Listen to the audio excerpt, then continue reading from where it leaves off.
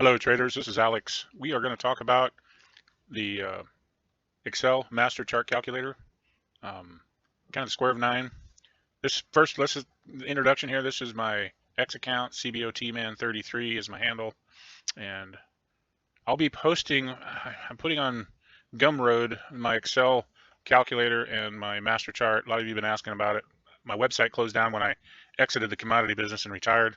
So I'll put that in the comment section or whatever I can to let you know where that's at. And I'll probably put out a few other videos. But for main thing for this is for the people who bought the lessons and or looking at maybe buying my Excel spreadsheet calculator. Anyway, I post stuff here: stocks, commodities, cryptos. Let's go to the master chart squaring calculator. This is the program. It's pretty basic, right? But it does take work to get it set up. I've kind of edited it over time. I've made it more condensed. It was almost 14 megabytes of data because I had to go to infinity to cover all the possibilities. 12,000 row. So there's a little limitations now in this, but it's much more. It's quicker now. It doesn't have to go through so much unknown data that's not important, right? And it's easier to ship and send via email. So this is the master chart square calculator. First thing you do is, again, I got some crude on here. You just hit reset, and that clears everything out, clears the advanced sort out. I haven't fixed that yet, but it will. I'll get rid of the doubler, but it sets everything up. All right, and I've got a little sampler here of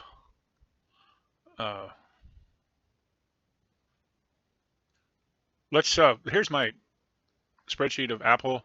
I try to keep a spreadsheet of all the major swings, and we're going to just pick one out and kind of diagnose it. Let's get the biggest mover and a groover here. Let me see. That's too far in the past. Let's keep it more current. Here was one that was 244%. So this was 2022. So we're going to take this low right here. And we're going to apply that to our master chart square of 9 calculator. Here's the chart, and you can see the history there has been pretty benign, besides the verticalness, right? There hasn't been a whole lot of bear in it. Now it has broke, 30, 40, 50%, but had a lot of stock split though too, so powered up, baby. All right, let's go now to the back to the master chart, and I'm just going to paste this over here. So this is the date we're going to input, and this is Apple, and the date of March 23rd, 2020, and this was main low, center cell 53.15. Now, when you plug in, let me go back and just plug in 0 first. For those that maybe don't understand the square 9 and the importance of it and the master chart, now again, I don't actually use these anymore too much because I know the principle, but here's 0 that we just plugged in. So these are the even squares on this angle. This is the odd squares on this angle, all the way down. And these will be the representative quarters and eighths if you want, right? These are the angles that are associated with this one and 180 degrees. So, 45s and whatnot. So that's important. So anything you plug in the middle, again, let's go back and plug in this number. It's 53.15 that I got plugged in. So now 53.15 is plugged in the middle, and we're going around and around, right? Now this is the even squares in a sense. In the math terms, these are the odd squares. Same principle, right? And these are the corresponding angles. So the angles are the important thing. I'm not trying to be too specific. I've learned, man, when I first started trading Gann stuff, I had it down to the 4th decimal point. I had it, and now I've migrated to be close, right? I've made a lot more money not being too precise. I haven't missed as much, that kind of thing. If it starts getting close, I start watching it, right? That kind of thing. All right, so we're going to plug this one in. We're going to save the data. So this is what we're going to work with. I'm only going to do one out of all the zones that we could have picked. I'm just picking one. And so now we've already saved it, right? So these are all the points. You could take this. Let me blow this up once. Right, you could take, these are the pricing, going around in a circle, right? Now there's a math thing in here. When you do like this, 8 is become, every one of these are some type of factor 8. I don't know why I get into that. It's no big deal for it. I'm kind of a geek about that stuff. Kind of cool. So again, that's why it's important though to keep everything mathematical, right? Use 1, 2, 4, 8, 16, 32, 64. Keep everything mathematical. It's just like a 1 by 2 or 1 by 1, 2 by 1, 4 by 1, 8 by 1, right? 5 by 1's kind of not really. It takes everything out of sync. All right, sorry, I digress. So these are the time frames going around in the circle, right? So again, even squares, odd squares, and you can look at this. Again, I tend to not look as much as I used to because I just know, right? And actually, I can almost do the math in my head, but again, it keeps going around in a circle all the way out into infinity. Now, the problem is you're limited here, right? I can only go out so far without making, well, there's limitations on Excel. It doesn't go out forever. So, and it becomes a very big program really fast. Again, I've deleted a lot of stuff already just to keep it under 5 megabytes. So anyway, that is the data we're pulling from, right? This screen, Excel is pulling from this all the way down into the future. Now I used to go all the way, but it's just again too much. So you got to know the limitations. It only pulls this 100 and probably 135, 130 rows, whatever it is, down to this 140 line. All right, now you go to advanced sort, and it does all the work for you. It's looking through everything, and these are all the 2025. You can see they get shorter, right? Which makes sense because, again, the time as you go around in a circle, the time it gets further apart, right? Because it's expanding cells each time around. So again, it makes sense that it gets less and less and less. And that's why sometimes if the data is too close, there's too much data that's irrelevant. Really, it's too quick. The sweet spots. Now, of course, you can speed it up and all that. And again, that's I'm to be honest with you, I have morphed between a exact price and time type of guy, WD Gann specialist, to more of a accumulation of dates. Well, I want to know where the acceleration points are, right? I've become an option trader, especially the shorter term options, and I want to know where I get bang for the buck. Of course, I come from the commodity world, right? We're used to leverage, and that's where you can get the leverage on the stock portfolios is using long options or put options if you're a bear, right? So that's where I come from, right? So that's a lot of this is built that way. You can see I'm like one accumulation at a time. All right, so let's take that data, and now we're going to go to the other part of this program. I used to have 3 parts. I deleted it.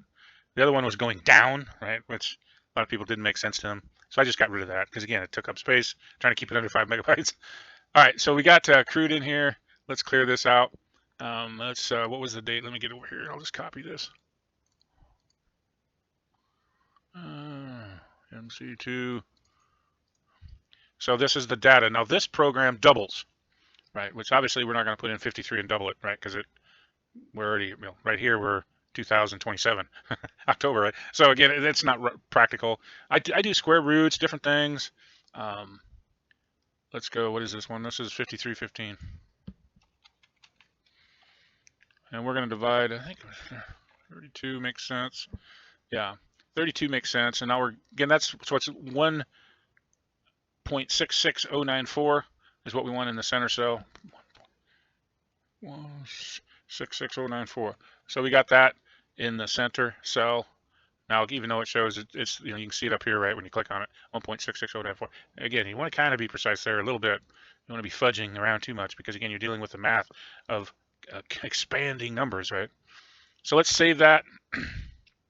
And now these are the saved from basically this, right? You can see it's still outlined. It just basically saved that over here. So now these have no formulas in. Whoops, don't want to do that. There's no formulas in these. So you can, if you get a real small number, sometimes you'll have to, again, because I had to cut space, you might have to copy or cut it from here and paste it up here, right, if no data shows, because, again, I'm limited on how much space I can put in. Anyway, we'll run this now. And you can see those are the data points for this one. All right, now I'm going to put you on pause here a second. I'm going to pull up the chart, and we're going to go through this data and just kind of see how it did. Before we go there, I'm going to just, again, there's no formulas in here, so you can copy, paste. I'm going to copy these, and then we're just going to sort, right? Data, sort, continue. And we are going to go oldest to newest. All right, now we're going to do the same thing here. Whoops, dang it. Sort, continue. All right, so these are the data points we're going to work with. Again, you can see I got them chronological. I'm just going to put them on the chart, arrows on the chart, just to kind of walk through this, and then we'll take a look at how it did, I guess. All right, hang with me. Let's run through the chart. These over to the far right is the dates, and again, we're just going to run through these. I kind of course, when you're doing a chart like this, you kind of know the result, but I always kind of consider this kind of study like pressure, right? When you have more data, there's more pressure. And when you have no data, or a void, I call it, then there's no pressure, right? So if you think of it as pressure, these are, and for me to find a place to put stops, right? Um, you know, different than the normal stuff. Moving averages suck. I'm sorry. It's a zero-sum game. Over the long term, you might be successful on some of it, but over 20 years, it's a zero-sum game. Minus commissions, it's probably a loss, right? Same with RSI, stochastic. But if you could find a place to put the stops is the key ingredient, right? Not just willy-nilly randomly. All right, so you can see we have we're just going through uh, the 2026, and it's currently July 18th, Saturday, so on 2026. So we'll be current at the end of this. You can see it goes down, and of course, here's our next zone. And again, it didn't break that high right here. So again, the arrow stayed down. And again, it's pressure, right? It's pushing downward pressure on it or compounding the trend. Now, of course, we broke that right here, right? There's a little warning shot over the bow. So again, the arrows now are green on up until proven otherwise. Now, these were flipped the other way, right? Until this day, because then it broke this arrow. So then I moved it from a green to a red. And then now we're back down here. Again, these arrows would actually be up here until proven. And actually, they should have been up here the way it trended. Never did break anything, right? So these are actually incorrect. Well, let me just get rid of them. There you go. Let's make a couple more. Oh, shoot, I forgot where they're at. I think it was here, and here, something. So, again, right, because it didn't take out anything prior to. So, yeah, I mean, it's kind of important relatively, right, when you're looking at a chart. We only have one date in here, by the way, so if you had the major high maybe fallen or something, it'd be even more relevant. But just to kind of prove the theory, right? Why they work, right? Okay, now we knew this high took out these two highs. So again, these were red, and now I flipped them to green. And it kind of picked this low, but you didn't know that right at the time until it broke it out above these levels, right? You didn't know it till here. So now this becomes a good stop area. Probably, obviously here, not here. Ah, damn it. And it bing banged around. Might have tricked you out if you had an exact stop in. I always use 0.5% on my stops under a price. That's just my rule. Still might have got tricked out, But again, that tells you, though, this activity and this area is probably a longer term importance. Of course, we're looking at Apple, so it never breaks hardly. So yeah, now we're up here. And again, no more pressure, right? There's what I call a void, just like there was nothing here. These voids tend to move the market up or down. And we had this coil flag, I don't know, whatever you call it. And this date kind of was in the weekend mode. Could have been this day or this day. Again, applying pressure to the upside now, right? We're pushing. Trend is up. And we're pushing tight. Now, again, you didn't know any of this as you're approaching. This is just one day, right? That's the tough thing about one day. But it gives you kind of an idea, right? Now, so the next arrow, if it goes below this low, which it did down here, right? So now it broke the area support here. So it gave you a warning shot, right? Maybe a place to buy puts and then leave your other puts working or stops working, right? And use the puts, right? Because you just didn't know for sure.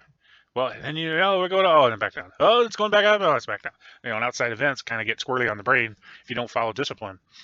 So now, of course, these are down because it's below this area, and we had 2 on one day, which, again, what you're looking for, what I call accumulation. Now, this one was a tricky one, right? Because it was it just didn't do much, right? A slow moving percentage. So this was unknown for me, so I would have kept it on a down until, I would have been going, oh, okay, it's still down. Kind of fill in the gap, covered close kind of thing. And then down we went with a gap. So we knew then that this was the right direction for the pressure. We're pushing down. And we finally popped it after the exhaustion. That was it. And, crept right back up in Apple fashion and popped a new high. And now, of course, now the arrows are up. We're above everything. And this is where we ended in new all-time highs. So this is July 17th, 2026, new all-time high at 333.74. Now, I don't know how many Apple splits they've had, but it's been a few. So it's pretty important to understand it's an inflated price. Here, I'm gonna go see what the AI says. Hang on, I'm gonna see how many times Apple has split. Okay, I asked Claude, and this is what he gave me. Had five stock splits: a 2-for-1, 2-for-1, 7-for-1 in 2014, a 4-by-1 in 2020. So the actual low is 1344, right? And maybe a number a guy could put in the doubler. Be interesting. But anyway, so the prices are inflated by a long ways. So it's pretty tricky to know. Again, the stocks, I come from the commodity world. So, we'll have 10, 15-year bear markets. All these investors and AI agents that are out there are applying the data on a market that always goes up, which it ain't going to happen like that forever. At some point, we're going to have a long-term bear.